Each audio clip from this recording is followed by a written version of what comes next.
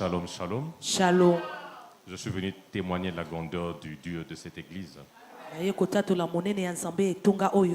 Je pense que vous avez remarqué que ça fait quelque temps que je ne fréquentais plus l'église.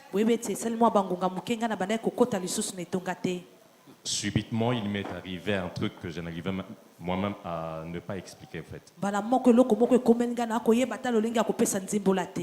J'ai remarqué des douleurs au niveau de mon bas ventre. Ben, j'ai négligé, je me disais moi-même, bon, c'est simple, c'est petit parce que moi-même j'ai pris pour de gens, ben, ça va passer.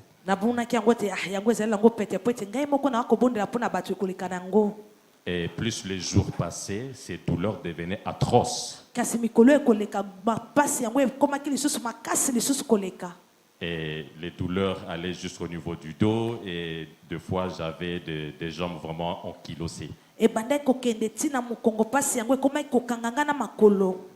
Et un jour, tellement que les douleurs continuaient à résister, j'étais obligé d'appeler papa.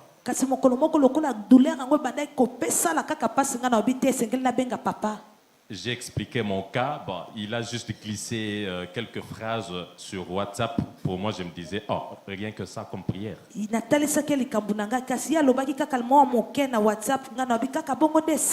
Il a déclaré, c'était des paroles d'encouragement. Je me suis dit, ok.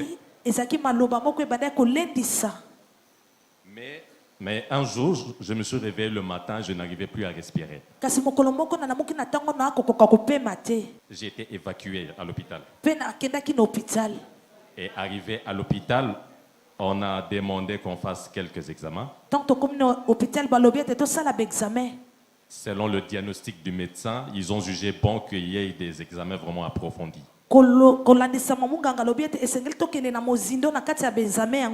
fallait que je passe quelques séries d'examens, entre autres les examens du foie, du cœur, des reins et puis quelques prélèvements du sang. Et je me suis dit, en tout cas, ça commence à devenir sérieux. J'ai encore appelé papa. Il m'a dit, n'aie pas peur, je te prends en charge, je suis en train de prier pour toi. Vous savez, bien aimé, quand vous êtes dans des problèmes, des fois vous avez besoin de gens autour de vous. Hein. Par des encouragements, tout ça. Là, mais je me suis dit, ah papa, rien qu'une petite prière comme ça, il m'a dit, n'aie pas peur. Il n'y aura rien. Et le jour du rendez-vous, j'avais tellement peur et j'ai même appelé le pasteur Serge avec qui nous avons prié. Il a dit, vas-y. Alors, on a fait tout ce qu'on pouvait faire, des prélèvements, tout ça. Là, je suis passé dans quelques séries d'examens. On devait interpréter 48 heures après les résultats. Ce jour-là, j'étais matinal. Je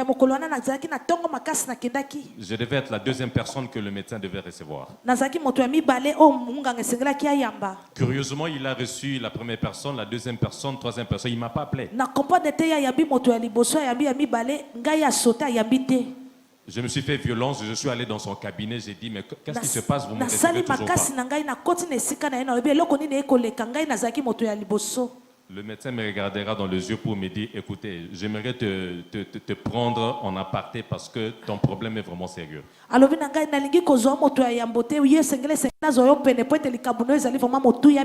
Bien aimé, ça m'a enfoncé davantage. J'étais là dans l'attente de mes résultats. Je commençais à me faire même des idées. J'ai dit, je commençais à dire, Seigneur, tu m'as laissé. Je regardais mon ministère, je regardais mes promesses. J'ai dit, Seigneur, qu'est-ce qu'on veut m'annoncer ici là?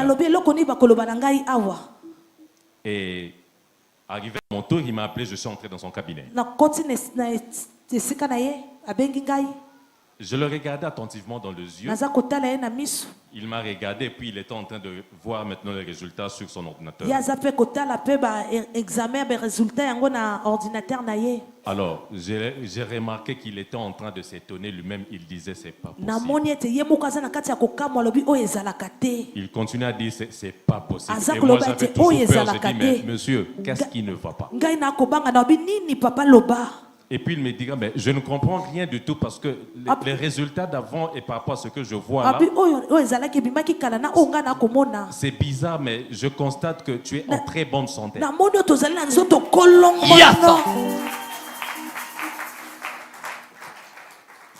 Le médecin lui-même qui s'étonne des résultats d'avant et par rapport à ce qu'il est en train de voir. Il était là vraiment tourmenté lui-même. C'est moi maintenant qui étais en train de le calmer. Je lui ai dit que le Dieu de mon père qui m'a guéri. Est-ce qu'on peut acclamer et célébrer ce témoignage?